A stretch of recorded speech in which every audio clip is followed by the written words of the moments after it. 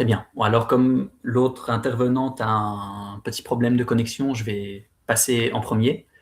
Euh, alors, hmm, je vais passer en plein écran. Voilà, donc je vais vous partager aujourd'hui rapidement mon expérience euh, relative au TOEFL, donc le test de chinois, et surtout mon apprentissage du chinois. Donc, je m'appelle Samuel Leblanc.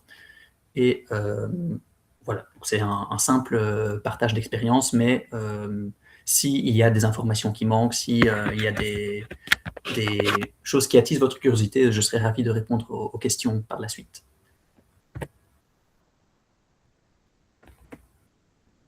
Très bien, donc pour me présenter d'abord très brièvement, donc je suis d'abord multifrancophone, donc je suis canadien et belge. Je suis né au Canada de père canadien, j'ai grandi en Belgique de mère belge.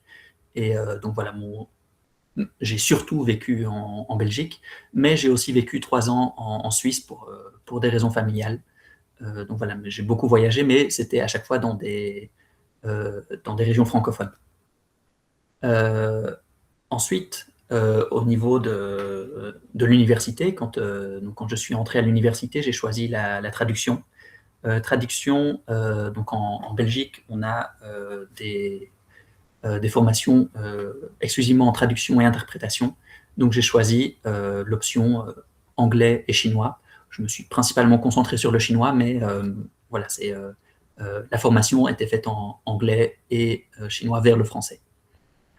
Pendant notre formation de 3 ans, donc d'abord en 3 ans pour la licence, bachelier si vous connaissez le système belge, en troisième année, donc j'ai dû faire un échange, parce qu'on a un échange obligatoire dans cette formation, d'un semestre, et j'ai pu le faire à Taïwan, donc à l'université Tanjiang, Tankang. Donc j'y ai passé 5 mois. Et ce séjour à Taïwan m'a vraiment confirmé dans l'idée que j'avais envie d'y rester plus longtemps. Donc je suis retourné en Belgique pour mon dernier semestre et je me suis inscrit directement pour mon master ici à Taïwan, à l'université Furen. Donc mon objectif au départ, c'était de faire de la traduction. Mais comme ce n'était pas un département de traduction, il n'y avait pas de traduction en français, français-chinois, je me suis inscrit dans le département de français avec l'objectif de faire un mémoire en traduction. Bon, finalement, mon parcours a fait que j'ai légèrement dévié et je me suis retrouvé plutôt dans les études interculturelles. Mais voilà, je garde d'abord des expériences de traduction et puis une envie de continuer ce que j'ai appris dans mon premier cycle. Euh, donc j'ai fait mon master et je me suis inscrit directement en doctorat dans la même université à Furen, où je suis encore maintenant. Je suis en pleine rédaction de ma thèse. Euh, donc voilà, je fais une petite pause pour vous faire ce partage d'expérience. Et mon doctorat fait que, en tout cas les exigences du doctorat ont fait que j'ai dû passer le TOEFL, en tout cas un test chinois, euh, pour, euh, pour pouvoir obtenir mon diplôme. Donc à côté de ma thèse, je dois passer un test de langue, comme je suis dans la faculté de langues étrangères. Et donc, dans l'écriture de ma thèse, je me suis inscrit comme ça parce que j'étais occupé entre du travail et ma thèse à proprement parler. Je me suis inscrit assez rapidement au test et j'ai fait ça un peu, euh, mais rapidement, vraiment, c'est le terme. J'ai fait ça rapidement et un peu sans préparation. Voilà. Donc, désolé, malheureusement, je n'ai pas beaucoup de choses à partager en ce qui concerne ma préparation personnelle pour le test, puisque j'étais en train d'écrire ma thèse, puis j'ai fait une petite pause pour aller faire le test, et je suis rentré chez moi et j'ai continué ma thèse directement après. Mais voilà, je vais me concentrer ici sur quelques conseils mon expérience et quelques conseils relatifs au test à proprement parler, mais surtout vis-à-vis de mon expérience de chinois. Est-ce que je peux changer? Oui, voilà. Alors, donc pour mon expérience du TOEFL, je l'ai passé le 19 juillet 2025 à Taipei. J'étais à Taipei, donc voilà, je suis allé au lieu où on m'avait indiqué le test. Il y a plusieurs endroits où le passer à Taïwan, mais on s'inscrit régionalement. Donc je suis allé au point qu'on m'a indiqué. Alors donc mon résultat, j'ai obtenu en compréhension orale, j'ai obtenu 580 sur 700 et en compréhension écrite 680. Donc on m'a dit que c'était un peu surprenant qu'il y ait 100 points d'écart, mais voilà, j'ai parfois des problèmes de concentration et donc je suis facilement distrait, disons. Donc pour la compréhension orale, j'ai raté quelques informations et c'est pour ça que voilà, ma note est loin de la seconde, la compréhension écrite. Mais voilà, c'est aussi simplement par le fait que je suis moi-même en général meilleur en lecture qu'en audition. Donc ça joue aussi bien sûr pour le test. Rapidement, quel était mon état d'esprit pendant le test? Eh bien, comme je vous l'ai dit, c'était simplement une exigence du doctorat dans lequel je suis. Et donc, j'y suis allé un peu rapidement, sans préparation. Vraiment, je n'ai rien préparé du tout. Et donc, pour moi, c'était disons, mon ressenti, c'est que c'est comme si simplement je passais un exercice. Je faisais un exercice de chinois, on me posait des questions, je répondais à ces questions. Et je pense que dans l'absolu, c'est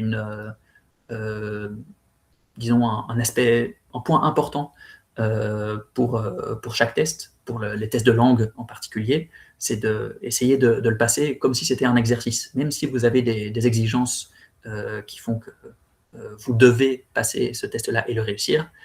Je pense que c'est bien de garder cet état d'esprit dans lequel vous êtes en train simplement de faire un exercice pour ne pas ajouter à la pression du test déjà qui vous demande de rester concentré. Alors, j'ai aussi quelques autres petits conseils des autres petits conseils pratiques en ce qui concerne le test le jour même. Voilà, bon, ce sont des petits conseils personnels et voilà, qui vont dépendre de chacun, bien sûr. D'abord, une chose qui me paraît importante personnellement, c'est avant le test, dans l'heure, la demi-heure, les minutes qui précèdent le test, c'est de se mettre dans le bain.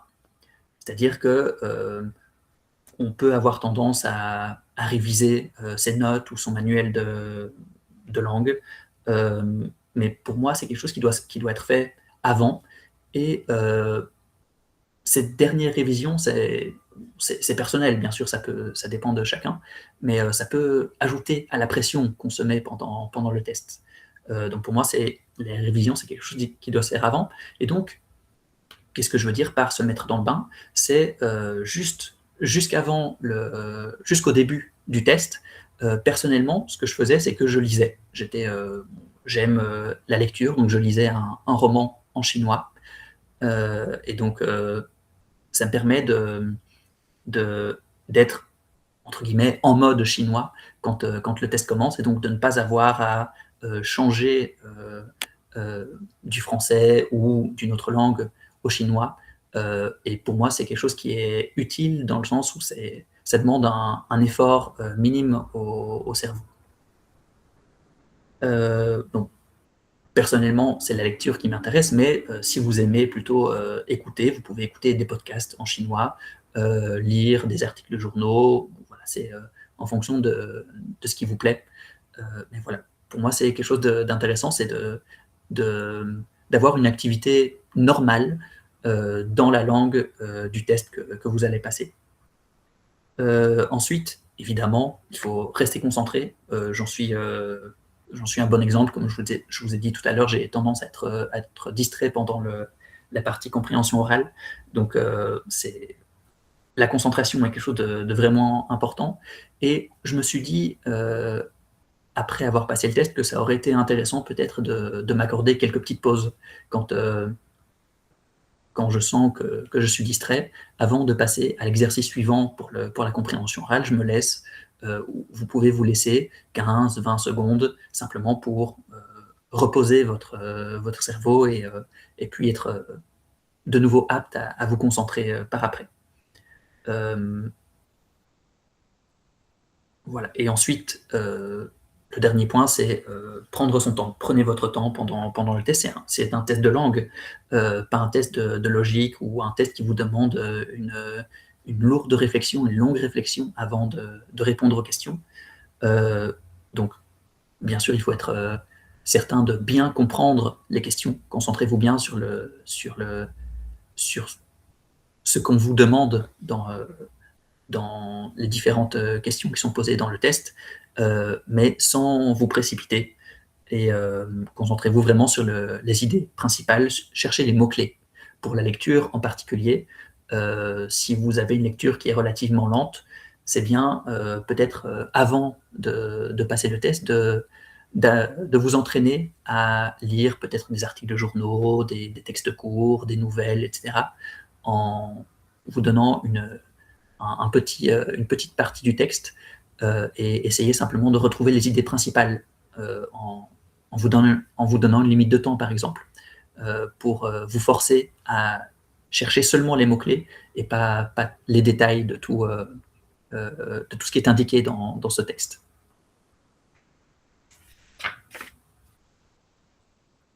Voilà, maintenant je vais passer à mon apprentissage du chinois, mon expérience de l'apprentissage du chinois. Alors, je vous ai dit que j'ai commencé le chinois, je n'avais aucune notion du tout de chinois avant de commencer la traduction. Et donc, j'ai découvert le chinois pendant ces cours à l'université. Et au premier cours, vraiment le tout premier cours de chinois de ma vie, le professeur nous a donné un conseil que j'ai suivi directement, qui était de pratiquer tous les jours. Alors vous avez certainement entendu ça, c'est important de répéter, de pratiquer régulièrement quand on apprend une langue. Mais vraiment, pour moi, c'est la clé. Il faut vraiment vous accorder, ça peut être 10-15 minutes par jour. Si vous avez plus de temps, ça peut être 1 heure, 2 heures en fonction de vos disponibilités, mais au moins, donnez-vous 10-15 minutes par jour parce que c'est important d'avoir un contact très régulier avec la langue. Alors, ma méthode, ça a été celle de l'écriture. Personnellement, donc j'ai appris le chinois surtout en écrivant. La première année d'apprentissage, j'ai écrit des pages et des pages et des pages de caractères. Ça pouvait être des caractères isolés ou des phrases entières. Mais voilà, je me suis vraiment concentré sur l'écriture et une lecture. Alors, en première année, je n'ai pas du tout parlé. C'est peut-être une particularité, mais je n'ai pas du tout parlé en première année, mais je lisais dans ma tête. Donc je me suis vraiment concentré sur l'écriture et je pense que pour le chinois, si vous savez un peu comment apprennent les natifs, alors bien sûr ils parlent chinois quand ils commencent leur premier cours de chinois en primaire, mais à 6 ou 7 ans, mais ils apprennent l'écriture en écrivant des lignes et des lignes et des lignes du même caractère. Et donc, voilà, peut-être que le hasard fait que ma méthode a été une méthode qui convenait particulièrement pour le chinois. Mais voilà, chacun doit trouver sa propre méthode. Ça peut être plus orienté sur l'oral selon les personnes. Et donc, j'ai commencé à parler chinois seulement en deuxième année à l'université. Donc en première année, il m'arrivait pendant les cours de lire 1 ou 2 phrases à voix haute ou de répondre à une question, mais c'est tout. Je ne parlais pas du tout, enfin pas plus que ça en tout cas. En deuxième année, par contre, je suis allé, disons, je me suis fait des amis parmi les étudiants étrangers. qui était sinophone. Et donc, mon cercle d'amis a un peu pivoté vers cette, vers ce, entre guillemets, ce public-là. Et donc, le passage pour moi s'est fait assez naturellement vers le passage de l'écrit à l'oral. Peut-être qu'à force de, enfin, c'est une hypothèse, à force d'écrire et de lire dans ma tête, le, comment dire, la structure du chinois, les prononciations du chinois ont été assimilées progressivement. Et voilà, c'est encore le fait de pratiquer très régulièrement pour moi qui est la clé et qui a permis peut-être, dans mon cas, d'apprendre à l'oral. Mais voilà, en fonction de vos affinités, ça peut être intéressant de passer à l'oral directement, d'essayer de faire des phrases quotidiennement avec des amis, en ligne, etc. Et donc, en fonction des personnes que vous rencontrez, toute occasion peut être bonne pour pratiquer l'oral. Alors, bien sûr, dans mon cas, c'était des étudiants étrangers, donc je faisais attention, ils étaient en Belgique pour apprendre le français aussi, pour pratiquer le français aussi, donc je faisais attention à ça. Je pense que c'est toujours important de prendre en considération les besoins et les attentes de l'autre aussi. Ne pas les forcer à parler leur propre langue s'ils ont envie de pratiquer une autre langue. Mais ça peut être un échange. Vous pouvez échanger de temps en temps, peut-être une journée puis une autre, ou une heure puis une autre en fonction de votre relation et de votre accord. Parler français puis chinois, puis français puis chinois, alterner. Voilà, c'est en fonction des rencontres que vous faites. Ensuite, le troisième point, c'est la lecture. Donc, je vous ai dit tout à l'heure que j'aimais beaucoup la lecture, et c'est aussi quelque chose qui m'a beaucoup aidé dans mon apprentissage par la suite. Ça doit être au deuxième semestre de deuxième année. J'avais fini mon premier cours de littérature chinoise, qui était donné en français, mais qui m'a permis de connaître disons, certains titres qui pouvaient être intéressants. Et ma professeure m'avait donné des références de livres en version simplifiée. Alors, pas en chinois simplifié, mais l'histoire était simplifiée, les phrases étaient simplifiées, et il y avait la prononciation qui était écrite, je ne sais plus si c'était au-dessus ou en dessous de la ligne de caractère chinois. Et donc ça peut aider aussi de chercher ce genre de livres simplifiés pour commencer la lecture, encore une fois, si la lecture est quelque chose qui vous intéresse. Alors, dans mon exemple, c'est la lecture, mais le conseil que je vous donnerais, c'est de chercher ce qui vous plaît. Allier le plaisir de vos loisirs ou simplement de ce que vous aimez et la pratique de la langue. Ça peut être, alors, par exemple, la musique, le cinéma, l'histoire, le sport, la cuisine, peu importe, cherchez ce qui vous plaît et cherchez ce qui vous permettrait de pratiquer la langue en lien avec vos loisirs. Pour que l'apprentissage de la langue soit un plaisir. C'est pas, vous avez choisi certainement d'apprendre le chinois, c'est quelque chose qui doit vous faire plaisir aussi, sinon ça vous met un frein directement dans votre apprentissage. Le dernier point que je voulais partager ici concerne mon échange à Taïwan. Donc, je vous ai dit que j'ai passé un semestre ici. J'étais au dortoir dans lequel devait y avoir entre 60 et 80% d'étrangers. Mais je passais la plupart du temps, la plupart de mon temps, de mes loisirs, à l'extérieur avec les étudiants taïwanais, sinophones donc, que je rencontrais dans les cours. Et donc, pour moi, le chinois, à ce moment-là, et c'est pour ça que j'étais venu à Taïwan, était vraiment un choix du quotidien, un usage quotidien, parce que, comme je vous ai dit donc, au début, d'abord on peut pratiquer pour simplement assimiler les bases de la langue, mais à partir d'un moment, il faut aussi le mettre en pratique. Et en fonction de votre situation, évidemment, ça peut être plus tôt. le mettre en pratique et l'utiliser très couramment, disons comme un mode de vie. Il faut au maximum vivre la langue pour l'intégrer au maximum.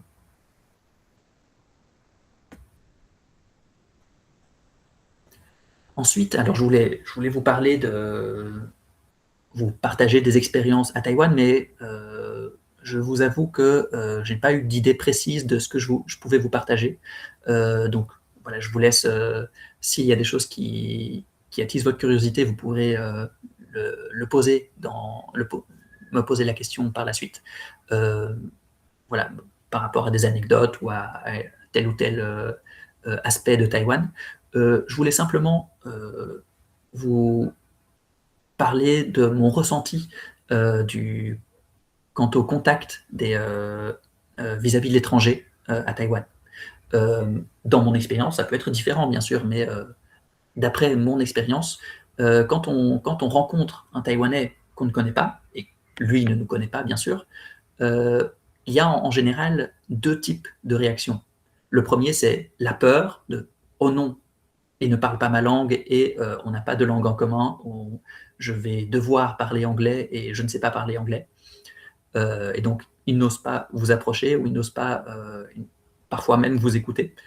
Et il y a des situations contraires où justement ils trouvent que c'est une occasion en or pour pratiquer leur anglais ou pour pratiquer en général un anglais parce qu'ils ont beaucoup de Taïwanais, pas tous, mais beaucoup de Taïwanais ont une fascination pour l'anglais, ou en particulier quand on a une tête qui n'est visiblement pas asiatique, on est directement vu comme anglophone, forcément, et voire on vient des États-Unis. Et l'étranger est les États-Unis, souvent. Mais voilà, donc quand ils vont vous voir, ils vont avoir tendance à parler directement en anglais. Et donc là, le choix est dans vos mains. Est-ce que vous répondez aussi en anglais, qui pourrait être, entre guillemets, une solution de facilité en fonction de votre situation? Ce n'est pas forcément le cas, mais beaucoup de personnes répondent en anglais par solution de facilité. Ou vous persévérez et vous gardez le chinois, vous répondez en chinois ou vous expliquez que vous ne parlez pas anglais ou pas bien anglais. Voilà, donc c'est à vous de faire le choix. Donc voilà, il y a tendance à avoir ces deux genres de réactions quand les Taïwanais se retrouvent face à un étranger. D'après mon expérience, encore une fois, il y a des situations qui diffèrent.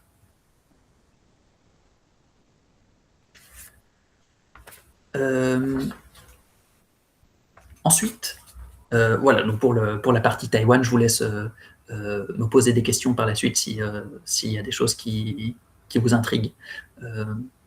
Voilà, donc je vais revenir sur quelques conseils liés à l'apprentissage qui est, comment dire, qui ne sont pas directement de mon expérience, mais qui sont plutôt des réflexions personnelles. Euh, oui, pardon, je répondrai aux questions après. Il y a une séance de questions-réponses par la suite. Euh, Désolé, merci pour la question. Euh, le premier point, c'est de voir la langue étrangère, dans ce cas-ci, je suppose, comme un ami. Si vous voyez le chinois directement comme une langue étrangère, comme quelque chose d'étranger à vous, ça crée des barrières.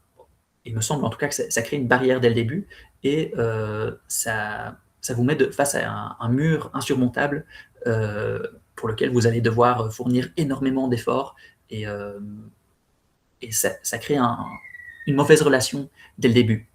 Et pour moi, la langue doit être vraiment comme un ami une personne que vous ne connaissez pas, que vous apprenez à connaître petit à petit et que vous regardez sans préjugés. Sans préjugés.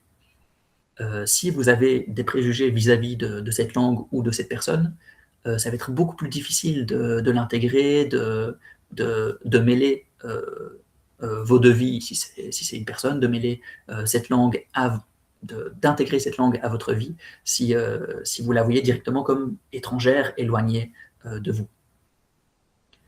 Le deuxième point, le chinois n'est pas le français. Ce sont deux langues très différentes. Alors, ici, on parle du chinois et du français, c'est pareil pour les autres langues. Le chinois n'est pas l'anglais, le français n'est pas l'anglais, le français n'est pas l'espagnol, etc. Ce sont des langues différentes. Et donc, en particulier, quand on apprend le français et le chinois, qui sont des langues très, très différentes, ma méthode, ça a été de repartir de zéro, de ne pas construire sur ce que je connaissais d'expression générale, de façon de m'exprimer en français, mais de construire sur ce que j'avais appris dans mes cours précédents en chinois. Donc on apprend d'abord peut-être la prononciation, quelques pronoms, comment se présenter, etc. Mais on apprend des formules, on apprend des structures de phrases, des façons de penser, et notre compréhension de la langue se construit petit à petit. Et donc, mon conseil, celui que je donne en général, c'est de construire petit à petit, comme si on empilait des briques. Dans cette langue, je connais telle chose, tel point, telle particularité, et on construit petit à petit, comme ça, sans partir du français. Essayez de ne pas traduire, mais de vraiment bâtir sur vos acquis, déjà, dans cette langue.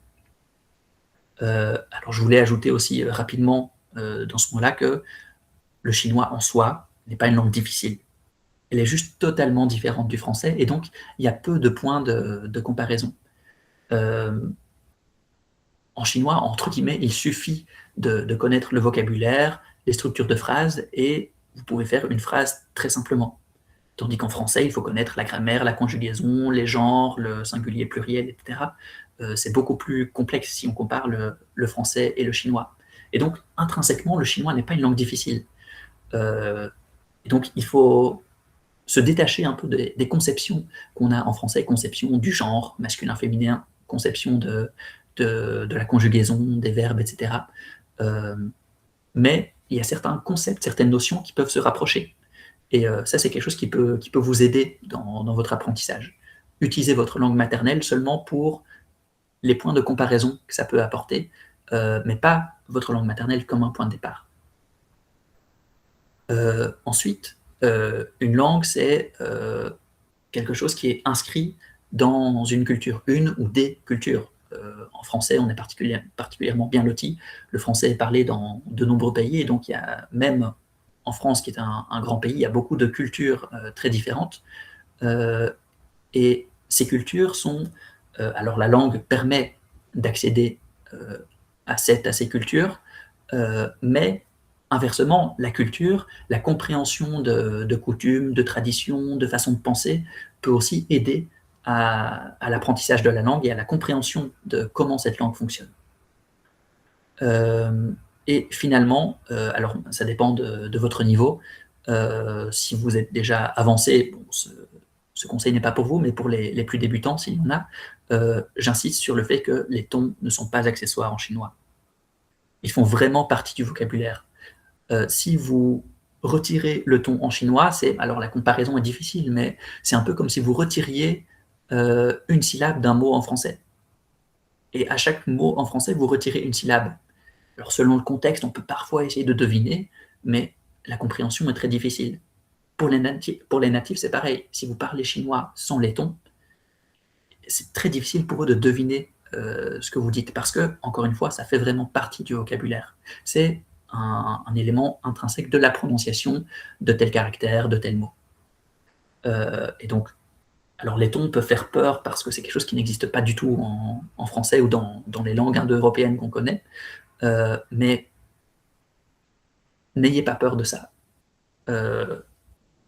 Prenez le temps, simplement. Donnez-vous le temps d'assimiler cette particularité petit à petit. C'est un élément de la langue, comme il y a d'autres éléments qui sont propres au chinois ou qui sont parfois partagés entre le chinois et le français. C'est une particularité, et comme c'est différent, on doit l'assimiler petit à petit. Mais ne vous précipitez pas ou ne vous inquiétez pas de ne pas maîtriser tel ou tel aspect. Simplement, ne le négligez pas.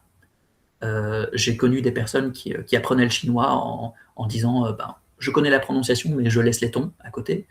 et peut-être quand j'aurai un niveau plus avancé, je reviendrai sur les tons. Mais non, en chinois, les tons font partie de la base de la prononciation et c'est très difficile de revenir dessus, si on l'a négligé au début. Donc vraiment, faites-y attention et donnez-vous le temps, assimilez ça petit à petit. Parce que chacun a son rythme pour assimiler divers aspects des langues étrangères. Voilà, alors j'ai fait assez long, je pense, désolé d'avoir débordé sur le temps. Donc voilà, je vous ai partagé rapidement une expérience personnelle de la langue et un petit peu du test, le TOEFL. Mais voilà, je serai ravi de répondre à vos questions par la suite si vous en avez. Voilà, merci.